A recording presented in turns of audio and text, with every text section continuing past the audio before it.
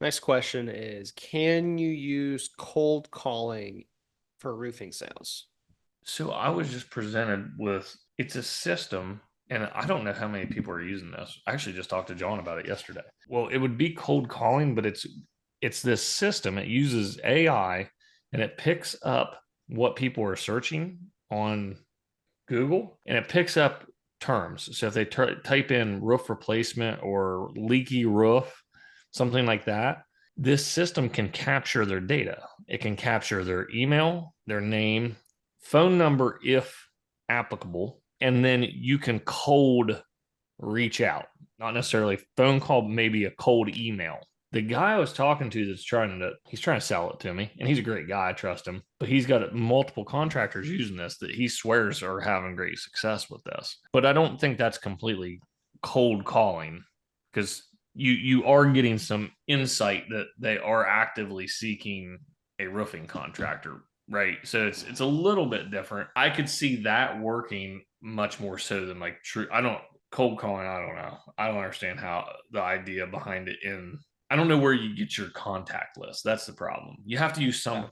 format like what this guy's offering. You have to use some software that can find people that are actually looking for that kind of service or have been looking for that kind of service. I don't know how else to find it. Yeah, that's interesting. So I found a data source that was it's called buyer intent data. They identify people that are searching on Google. There's a couple of different methods that they can do it. And then they find matching data for them for phone, email, name. And then you get that list and then you do outreach to them. We tried this for a little bit. There's a couple issues with it. One, it's highly illegal. You risk getting hit with some massive FCC fines. So that's one thing to know. If specifically for cold outreach, because the buyer intent's not an opt-in. So there's no one, they're not opting in to get contact from you. So you are cold outreaching for a B2C purpose.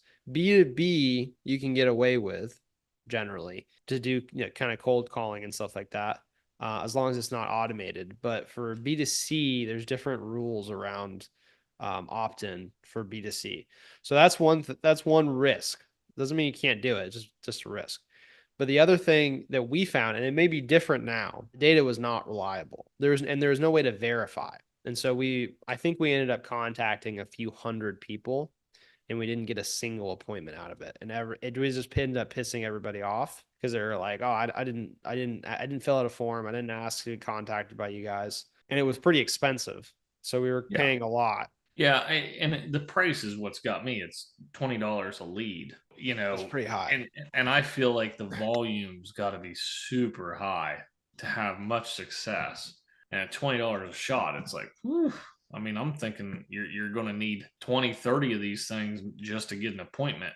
Best case scenario. But yeah, it's an interesting play. I've never heard of it before, and you got to have somewhere to start. So you Yeah, asked about cold calling.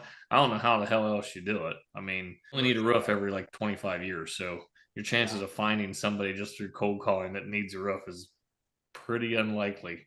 pretty slim. What about for commercial though? So that's different. That's a lot different because commercial, there's a lot more chances of permits pulled, things like that. Like residential, there's so many people that don't pull permits. There's so many, but in commercial, it's much more regulated. So you can like even see, okay, well, this building hasn't had a permit pulled. It's public knowledge since 1990. You know their roof is getting old. You could spend the time. There's technologies that will even get that and give you that information. That's different. But then again, you're still getting that information. You're still looking, and those softwares will tell you that company, someone on that IP address in that company was looking up commercial roofing contractor. So you're getting that information still. You're still getting info that they are actively looking for that kind of service. And then then it's cold outreach, but it's incited cold outreach. You know already that they are looking for that service. Yep.